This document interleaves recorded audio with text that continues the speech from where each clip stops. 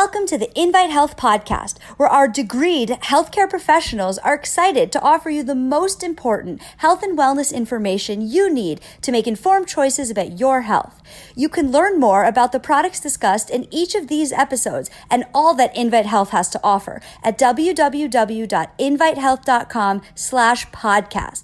First-time customers can use promo code podcast at checkout for an additional 15% off your first purchase. Let's get started.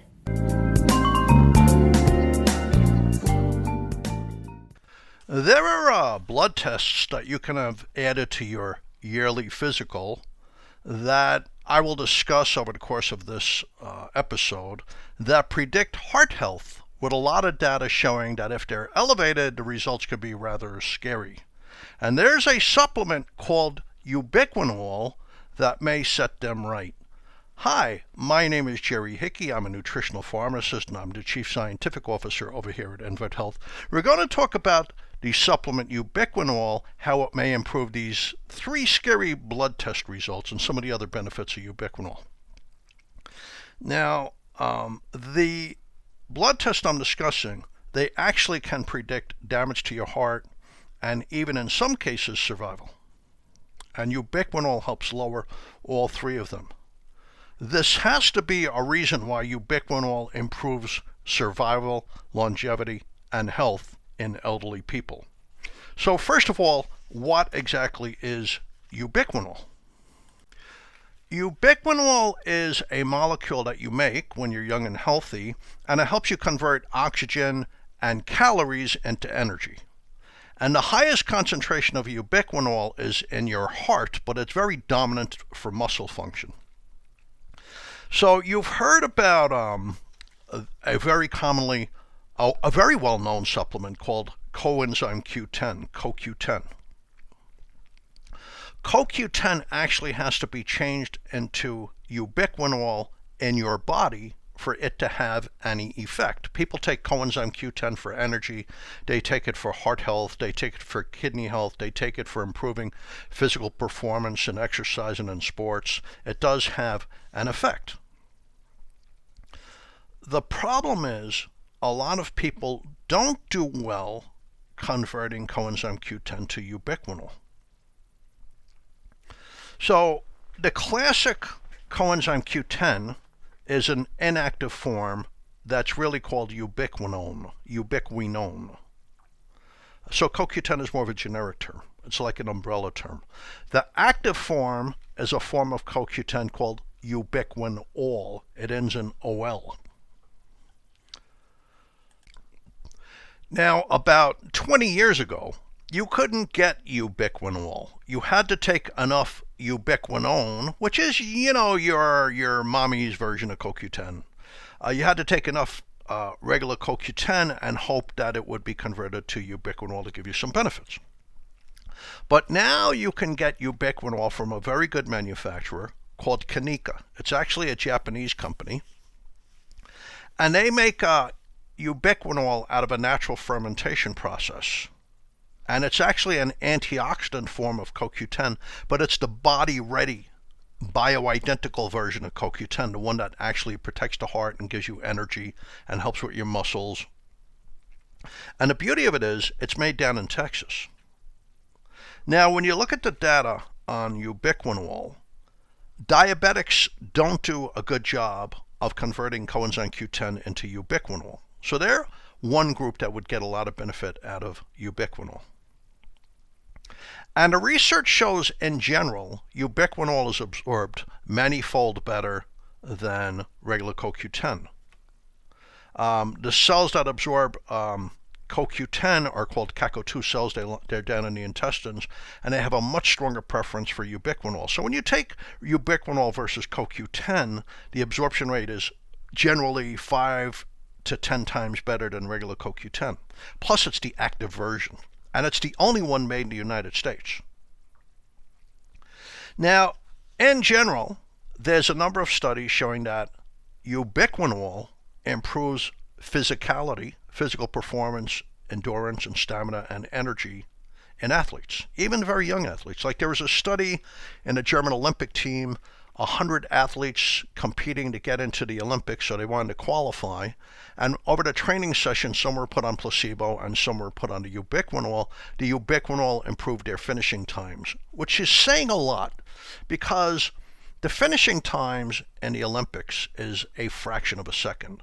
So improving your finishing time just a little bit can make the difference between getting a gold or a silver medal or a bronze medal or not getting one at all. So it really had a benefit. There was a very interesting study out of Australia. I believe it was the University of Sydney, but I don't have it in front of me. It was middle-aged, physically fit men, active men, and they were put on statin drugs. And statins tend to upset the apple cart with energy production. They inhibit energy production to a little bit. And these men were going to the gym. It was, a very, very well-constructed study in an exercise department of the university. And they were doing all kinds of metrics on their physical performance. And they found that when they put them on ubiquinol, within 2 weeks, the men got back their strength, their stamina, their endurance, things that had dropped when they went on the statins. In fact, a lot of drugs reduce your level of ubiquinol. So there's a number of drugs, the bisphosphonate. There's a lot of drugs that deplete ubiquinol. For instance, there are certain drugs used for diabetes, certain drugs are used for high blood pressure.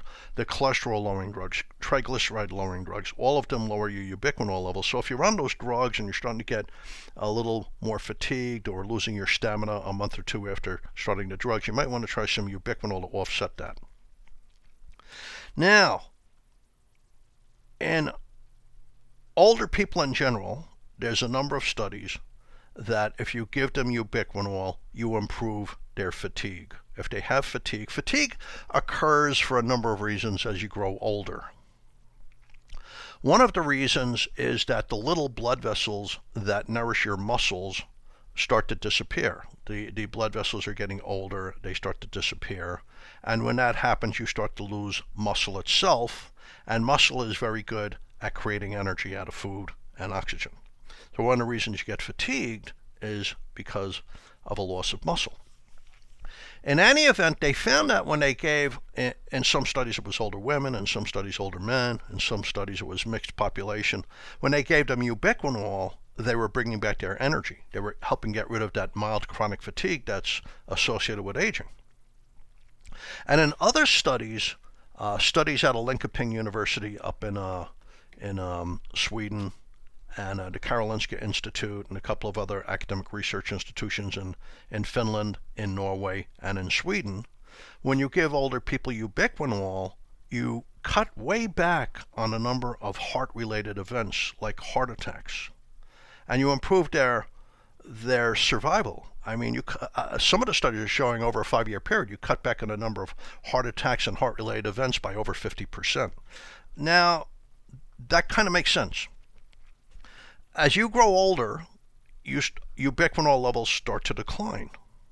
In fact, we haven't even got to the major focus of this episode yet, which is lowering risk factors you might see in a blood test that are involved with heart health, but we'll get to them, even if I have to do this episode in 2 segments. So, in older people, when they gave them ubiquinol versus placebo, it kept them out of hospital, they had greater vitality, a greater desire to live and do well. I mean, it was all about wellness and energy and endurance and enjoying their life and staying healthy and staying out of hospital. And it kind of makes sense because ubiquinol starts to drop in your body at the age of 40, but only at about 1% per year. So by the time you're 50, you've lost about 10% of your ubiquinol. Not too much of a big deal, really. But in your 50s, that starts to accelerate, and it really takes off in your 60s. So because the highest concentration in the human body that we know of to date is in the heart, ubiquinol levels kind of crash and burn in your heart. And this ages the heart. It makes the heart less efficient. So in other words, the heart is aging. Now, if you think about it, when do people have heart attacks? They don't normally have a heart attack when they're young, with a young, strong heart. So you don't normally see a heart attack in somebody in their 40s and 50s. Normally you see a heart attack in somebody in their late 60s, their 70s, their 80s when the heart has aged. And one of the reasons why it's aged, it's making less energy. There's less ubiquinol in the heart. So it makes sense that you give an older person ubiquinol, you're reversing aging of their heart, you're restoring the metabolism in the heart, the ability to use calories and oxygen for energy in the heart, and you're taking a lot of stress off the heart, so it makes sense. And they found that with age, we build up fibrotic tissue in the heart. We develop fibrosis. Now, an extreme example of that would be heart failure, where somebody had a heart attack, part of their heart tissue has died, and the heart hypertrophies. It gets bigger and stiffer, and because of that, it gets harder to pump blood. There's a lot of fibrotic tissue in those hearts. And in fact, they've shown in a number of studies, giving ubiquinol to people with heart failure, it really helps keep them around longer. I mean, it really helps protect them. But they've seen with regular aging, we all tend to build up a little fibrotic tissue, a little of this connective tissue in our heart that stiffens our heart, and ubiquinol helps prevent the buildup of fibrotic tissue. There's a number of studies showing this. They also have shown that when you give patients with heart disease ubiquinol, it lowers a chemical released by the immune system called interleukin-6. It's abbreviated IL-6. IL-6 is a cytokine. It's a messenger for the immune system that increases inflammation, something you need when you're fighting an infection, but it's not something you need to be chronically released in your heart. And they find that people with heart failure, elevated IL-6, chronically elevated IL-6, is a bad sign for longevity, for survival. So when they give people with heart failure ubiquinol, our ubiquinol has been used in many of these studies, it lowers IL-6 in heart failure patients. So it helps prevent a buildup of fibrotic tissue in the aging heart. It helps lower a chemical that inflames the blood vessels in the heart called IL-6. But what about those 3 blood tests? Well, the first one is called HSCRP, highly sensitive C-reactive protein. CRP is sort of a macro version of this. CRP is C-reactive protein. It's released from the liver when you're inflamed. So you see CRP levels go up when somebody has a bad infection, or they have an autoimmune disease like lupus, or they have some kind of terrible cancer situation. You don't normally see elevated CRP. But there's a more sensitive test called HSCRP, highly sensitive C-reactive protein. That detects small increases in the blood of CRP that are connected with inflammation in the heart and in blood vessel walls. And now they're connecting elevated HSCRP as being at least part of 50 to 75% of all heart attacks in the United States. 50 to 75% of the people in the United States that are admitted to a hospital with a heart attack actually have normal or low cholesterol. In fact, many of them are on cholesterol-lowering drugs like atorvastatin and simvastatin and rosuvastatin. A common finding among them is inflammation in the heart, something you can measure in your blood test called HSCRP. Normal HSCRP is 1. Like mine is typically 0.35 or 0.5. It's very low. If it's 2, that means it's somewhat elevated, and there's persistent inflammation in the heart, so you're going through atherogenesis more than likely. You're building up cholesterol, waxy plaque in the lining of the blood vessels. You're narrowing and stiffening the blood vessels in the heart, which is not a good thing. If it's over 3, that's a real bad indicator. If your HSCRP in your blood test is over 3, that means not only are you stiffening and clogging the arteries in your heart, but the plaque itself is inflamed, and it's more likely to rupture and trigger a stroke or a heart attack. So you want your HSCRP to be low. So here's a very interesting study. It's in the journal Biofactors. It's the Department of Internal Medicine, University Hospital Schleswig-Holstein in northern Germany, and the Institute of Human Nutrition and Food Science up in Christian Albrecht University up in Kiel, Germany, which is also northern Germany. And they're looking at over 1,300 people. They're looking at over 1,300 people. And they're finding that there's a strong correlation between the form of coenzyme Q10 in your blood and the level of inflammation in the heart. So let's talk about that. There's a ratio of inactive CoQ10, the one you typically buy in a health food store, to the active form, which is ubiquinol. And people who have a poor ratio, see, normally it would be about 25% inactive CoQ10, which is called ubiquinol, to 75% ubiquinol, which is the active version. And sometimes it's even better than that. But they found that people who had a poor ratio, they were much more likely to have this inflammation marker in their blood in an elevated way. But not only that, they found it elevated interleukin-6, the thing that throws off plaque in the arteries of the heart. So then they compared heart attack patients to patients who did not have a heart attack, and they found the same thing. Heart attack patients had much lower levels of ubiquinol than healthy patients. So then they went a step further, and they took a group of otherwise healthy people, 53 healthy people. They gave them 150 milligrams of ubiquinol every day for 14 days, and this lowered inflammation in the heart. It lowered their hsCRP.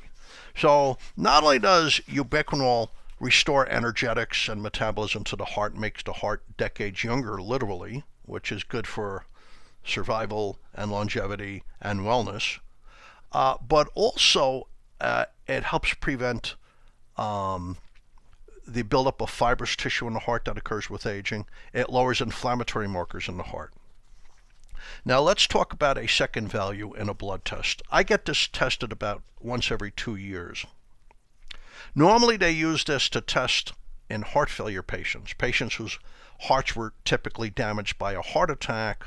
The heart has grown and stiffened, and it's not pumping enough blood to meet the patient's need. It's called heart failure. And the factor in the blood test is called NT-proBNP. NT-proBNP. And what it is, it's released from the heart when it's damaged. So an unhealthy heart, you'd find higher levels of NT-proBNP in the blood.